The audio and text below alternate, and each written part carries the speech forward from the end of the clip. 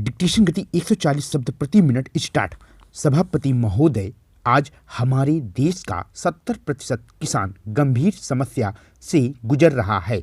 इस गंभीर समस्या को देखते हुए सरकार को कहीं न कहीं ऐसा कार्यक्रम बनाना चाहिए जिससे किसानों द्वारा उत्पादन बढ़ाया जा सके। आज कृषि उत्पादन न बढ़ने का कारण हमारी नीति दोषी है। अगर सरकार की नीति में कोई कमी है तो उसे निश्चित रूप से इस पर गंभीरता से विचार करना चाहिए। मुझे इस बात की खुशी है कि जो मुझे आंकड़े देखने को मिले हैं उसके अनुसार उत्तर प्रदेश में भूख से मरने वाले या कर्ज के दबाव से मरने वाले किसान नहीं हैं। उत्तर प्रदेश की सरकार ने तो समय समय पर किसानों के लिए लाभकारी योजनाएं बनाई हैं।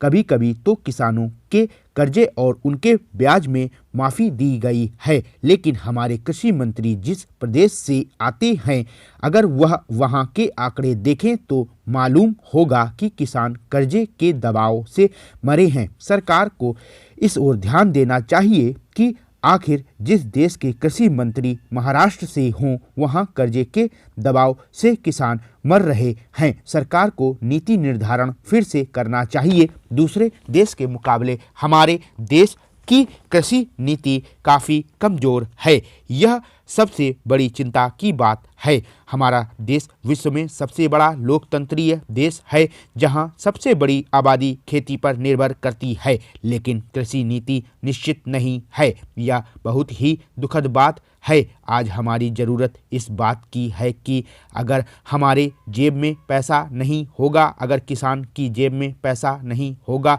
औद्योगिक उत्पादन का कोई मूल्य नहीं होगा। इसलिए मेरा निवेदन है कि औद्योगिक उत्पादन और कृषि उत्पादन मूल्य में समानता होनी चाहिए। किसानों के लिए उनकी फसलों के लिए बीमा योजना होनी चाहिए। सरकार ने जो फसल बीमा योजना बनाई है वह मुख्य रूप से कुछ फसलों के लिए उसमें आम किसान की फसल नहीं आती है। सरकार सभी चीज़ों में बीमा योजना को लागू करती है, लेकिन किसानों की फसलें नहीं करती है। यह मालूम है कि किसानों द्वारा ही सबसे ज़्यादा पैसा राजस्व में जाता है, लेकिन उन्हें कोई लाभकारी योजना नहीं दी जाती है और ना ही उन्हें कर्ज देकर खेती लगाए जाने में सहायता दी जाती है। उनका पैसा बड़े पूंजीपतियों के उद्योगों में लगाने के लिए चला जाता है। इस प्रकार हर तरफ से किसानों को दबाने की कोशिश की जाती है। उसके कृषि उत्पादन लागत की कोई गारंटी नहीं दी जाती है। उनके लिए पानी, बिजली और उपकरणों के लिए कोई गारंटी नहीं दी जाती है। उन्हें कर्जे के लिए कोई गारंटी नहीं दी जाती है। वह हर तरफ से प्रकृति पर निर्भर रहता है या अपने भाग्य पर निर्भर है। वह अपनी मुसीबतें झेलने के लिए मजबूर है। इसलिए आज हम जिन किसानों की समस्या पर सदन में चर्चा कर रहे हैं उसके लिए ज़रूरी है कि माननीय मंत्री जी किसानों को लाभकारी मूल्य देने के लिए योजना बनाएं और उनकी गारंटी करें।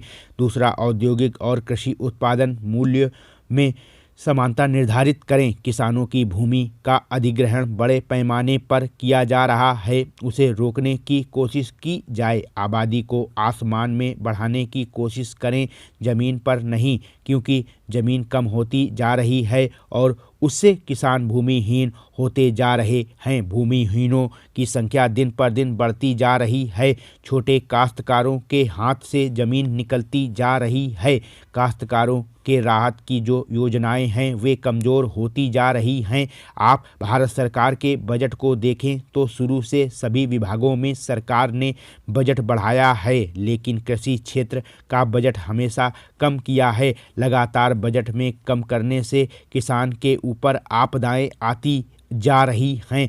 हमारी गुंजाइश है कि कृषि विश्वविद्यालयों में जो फसलें उगाई जाती हैं और उनकी जो सरकारी लागत आती है उसी रेट से किसान के उत्पादन की लागत दी जाए, तो इससे किसान अपनी फसल का सही मूल्य पा सकेंगे और आपको कृषि मूल्य आयोग बनाने की आवश्यकता भी नहीं पड़ेगी। आज विश्व व्यापार संगठन की बात की जाती है। अपने किसानों को बचाने के लिए हमें उनको पूंजीवादी शोषण से बचाने की कोशिश करनी होगी।